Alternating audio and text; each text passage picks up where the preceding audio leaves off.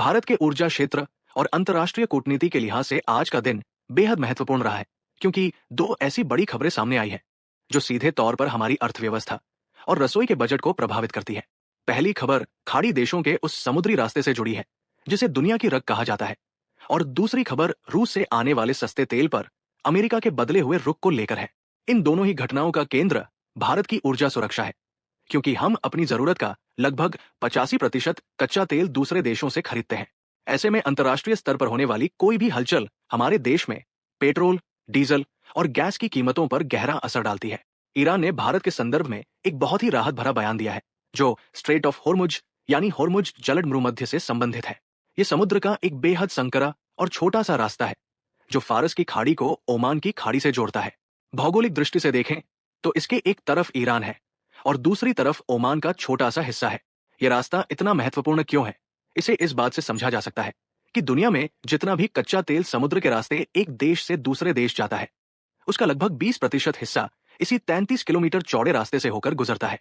भारत के लिए ये इसलिए जीवन रेखा है क्योंकि सऊदी अरब, इराक, कुवैत और संयुक्त अरब अमीरात जैसे देशों से आने वाला हमारा अधिकांश तेल और कतर से आने वाली एलएनजी गैस इसी रास्ते से होकर भारत पहुंचती है।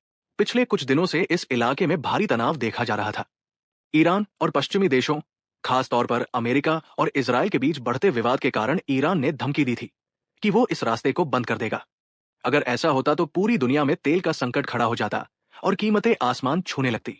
शुरुआती खबरों में ऐसा लग रहा था कि ईरान ने केवल चीन के जहाजों को वहां से गुजरने की अनुमति दी है, लेकिन अब ईरान की सैन्य शाखा और नेतृत्व ने यह स्पष्ट कर दिया है कि भारत के जहाज वहां से सुरक्षित निकल सकते हैं।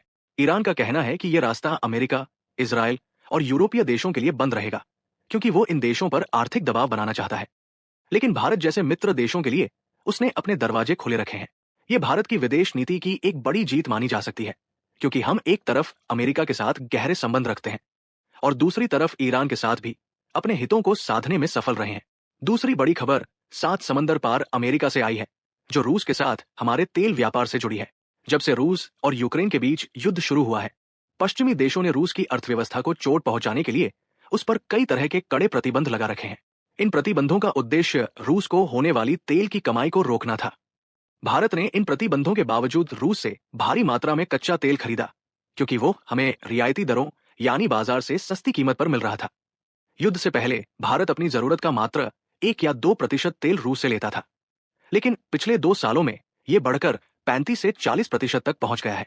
हालांकि पिछले कुछ समय से अमेरिकी प्रतिबंधों के कारण भारतीय कंपनियों को रूसी तेल लाने में दिक्कतें आ रही थी, क्योंकि जहाजों के बीमा और पैसों के लेन देन पेमेंट को लेकर बैंक कड़े नियम अपना रहे थे। अब अमेरिका के वित्त विभाग ने भारतीय रिफाइनिंग कंपनियों जैसे कि रिलायंस इंडस्ट्रीज और अन्य सरकारी कंपनियों को 30 दिनों की एक विशेष और अस्थायी छूट दी है। इस छूट का मतलब यह है कि रूस का जो तेल पहले से ही अंतर्राष्ट्रीय समुद्र में जहाजों पर लदा हुआ खड़ा है और प्रतिबंधों के डर से भारत नहीं आ पा रहा था, उसे अब भारत लाया जा सकता है।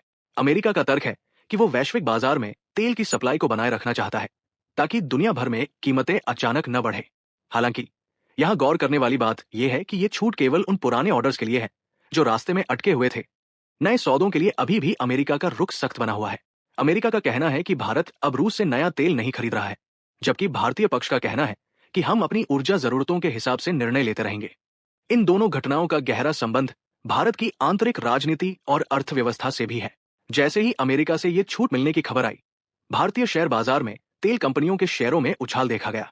विपक्ष की ओर से इस पर तीखी प्रतिक्रिया भी आई है कि भारत को अपनी तेल नीति के लिए किसी दूसरे देश की अनुमति की आवश्यकता क्यों पड़ रही है। लेकिन कूटनीतिक नजरिए से देखें तो भारत इस समय एक बहुत ही नाजुक संतुलन बनाकर चल रहा है। एक तरफ हमें खाड़ी देशों और ईरान के रास्ते को सुरक्षित रखना है ताकि हमारी गैस और तेल की सप्लाई न रुके, और दूसरी तरफ हमें रूस से मिलने वाले सस्ते तेल का फायदा भी उठाना है ताकि देश में महंगाई पर नियंत्रण रखा जा सके। अंत में यह समझना जरूरी है कि ईरान द्वारा स्ट्रेट ऑफ होर्मुज को कुछ देशों के लिए बंद करना और दूसरों के लिए खुला रखना एक सोची समझी रणनीति है।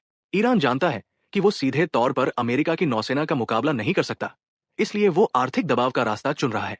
वो चाहता है कि पश्चिमी देशों के लिए तेल महंगा हो जाए, जबकि एशियाई देशों के साथ उसके संबंध बने रहें।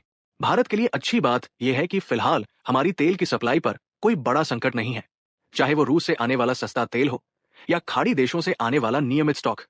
दोनों ही मोर्चों पर भारत को अस्थायी राहत मिल गई है। आने वाले समय में यह देखना दिलचस्प होगा कि जब ये 30 दिनों की अमेरिकी छूट खत्म होगी, तब भारत रूस के साथ अपने व्यापार को कैसे आगे बढ़ाता है और खाड़ी क्षेत्र में बढ़ता तनाव हमारे समुद्री रास्तों को कितना प्रभावित करता है।